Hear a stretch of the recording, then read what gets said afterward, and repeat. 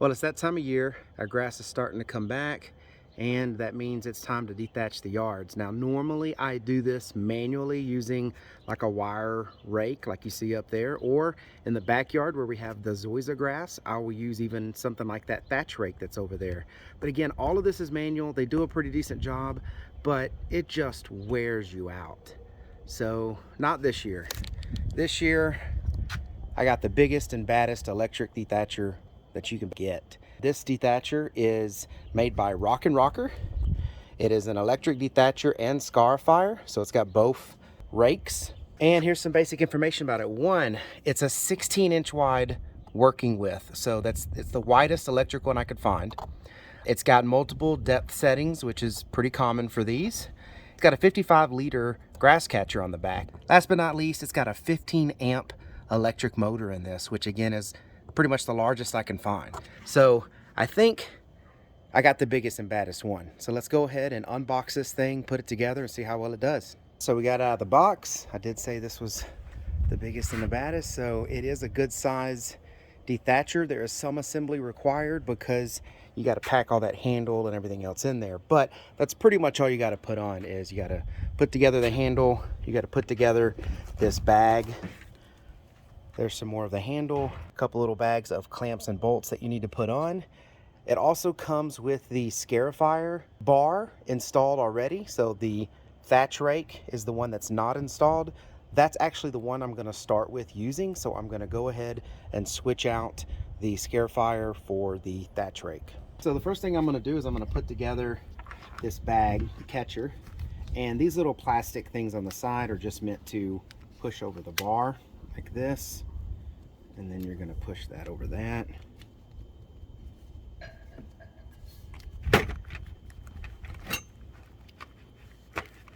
You just clamp over, and again you do the same thing on the other side.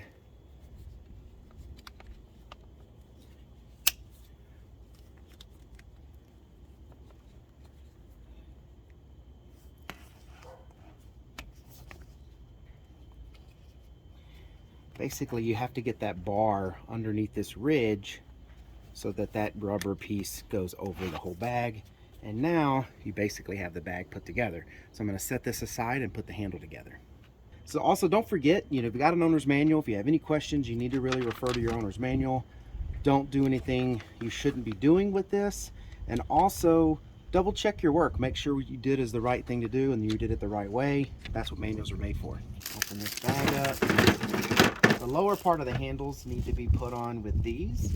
They go right here and let you adjust your handle on how you want your height adjustment. So those go on there. You're going to see these two handles that look like this.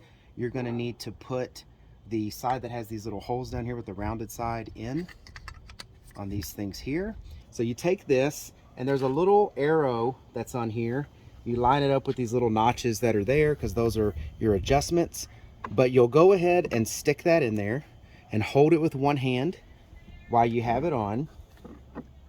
Then you'll get one of these clamps like this that comes with it. It's got a little bolt on the end of it. You're going to put it with the beveled side facing up because this is going to have to sit against that bar. So you put it in there like that, slide it on, take this, slide it inside of that hole. There's threads in there, and then screw it on some. Now you don't want to screw it all the way in because this actually opens up and folds back to be your clamp.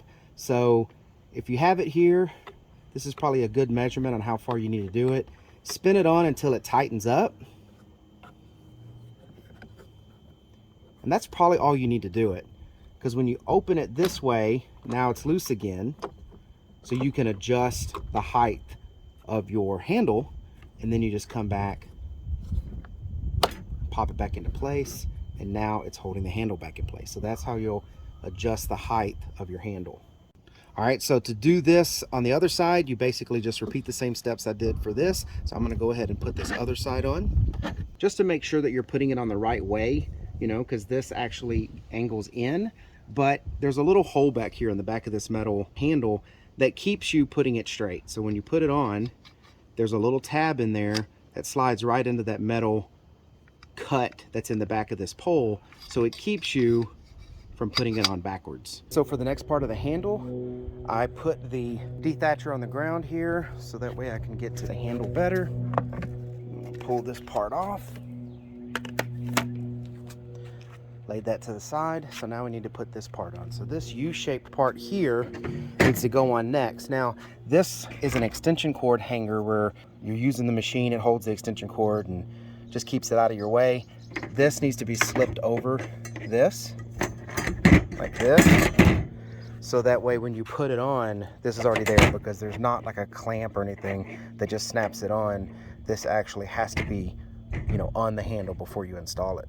So now this side is going to slip over this section here, put it inside of those little grooves. To put that in, you're going to need these 2 carriage bolts, 2 of these bushings, and 2 of these little handles. So first thing we're going to do is put these carriage bolts in, both sides. Then we're going to put a bushing on each side. And then we're going to tighten these handles on, these clamps. So put your finger on one side of the carriage bolt to hold it in place, and then just spin these things on. It's easier to tighten it if you have the handle like this, because then you know about how tight it needs to be to hold it in place. Again, don't snug it too tight, but it just needs to be tight enough to hold it. Same thing here. All right, so you get that seated on, and then just twist that on until it's nice and snug. There we go. And then this little piece of the handle, just flip it over to that side because that's the side it's going to need to be on. So now we're going to put this last part on here. Goes on kind of the same way. It needs to go over this handle. And again, they're beveled to hold in place. And again, you need 2 of these yellow clamps, handles. And you need 2 carriage bolts and 2 bushings. This will be the last ones in the set. Put them in here. Slide it up till it goes into the hole. Do this on both sides. And then come back and put the bushing on and the clamp. On there again, just move the clamp like that to hold on, and then same thing on this side. You got the carriage bolt in, put the bushing on, and then slide that on.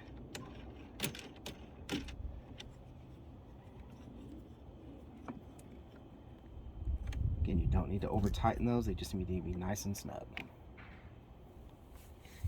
Part of the handle installation is this little wire clamp, and it even comes with an Allen key that slides into this so that you can change the rakes on the bottom. I'm going to take this out because we need this later to change the rakes, but I'm going to go ahead and put this on. So all this does is the wire fits back into this little section here, and then you snap it on. So we're going to go ahead and put the wire in and snap it over. All right, so now the handle is complete. I'm going to put this back on the table, flip it over so we can change out the rakes. So this is what the bottom of this looks like. This is the scarifier that they have on here. Again, this is great for pulling out even more thatch, even somewhat aerating your yard. But I'm taking this off because we have St. Augustine in the front yard, and this is not going to work well at St. Augustine. So we're going to just put this thatch rake on for the front, and then later when I go and do my backyard, we'll check this out. But for today, we're using the thatch rake. So to do that, you just take these 2 Allen key bolts out right here.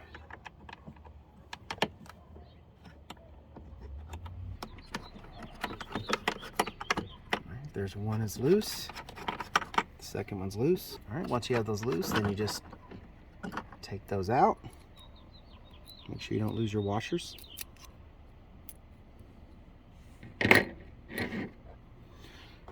Take this off, you pull it out the other side. So this has a square hole on this side which lines up with the square shaft that comes out of the motor, and then this other side just sits right on top of the side with the bearing. So we're going to set this one down. We're going to grab this one with the bearing on this side, slide this over the bearing, we're going to make sure we get this on the shaft. And then we're going to make sure we have the round part at the bottom. We're going to put these Allen key bolts back in and tighten them down.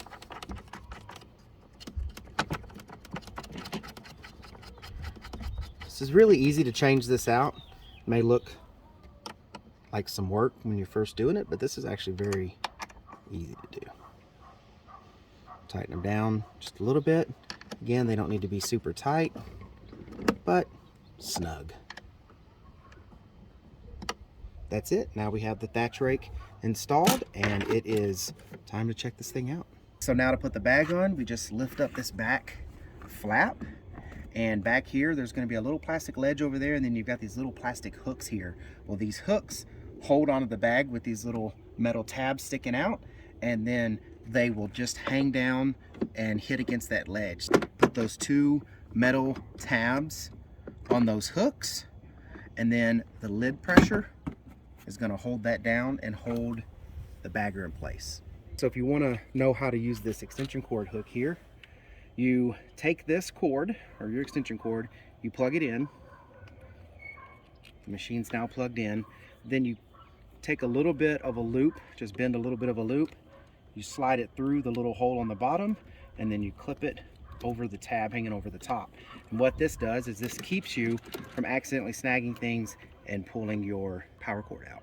So this is the height adjustment setting here. 0 is the tallest setting, so it's the most off the ground. I'm gonna just drop it down to 1 because I don't want to go too deep. All right, so to start this thing up, you press this button here first, then you pull the handle back.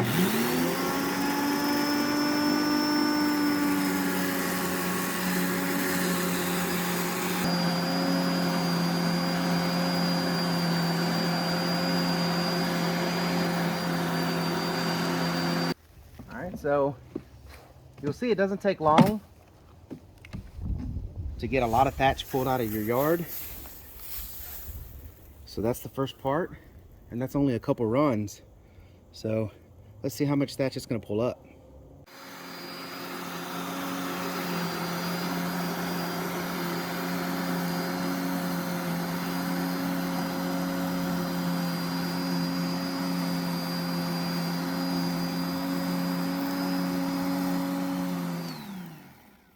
So I did a good section of the front yard, and I know now why people take the baggers off. Well, even with this bagger, which is the largest bagger that I could find that they come with, fills up really quickly. That's a couple bags right there, and that was like one strip of the yard. So there is a lot of thatch that comes up, especially if you haven't used this and you used it for the first time.